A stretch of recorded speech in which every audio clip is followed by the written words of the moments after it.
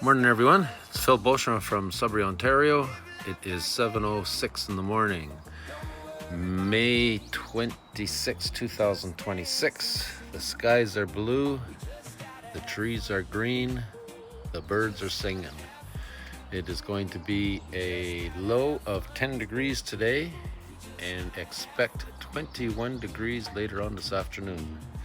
We've had some beautiful days. Enjoy them and have yourself a great day. Be safe out there.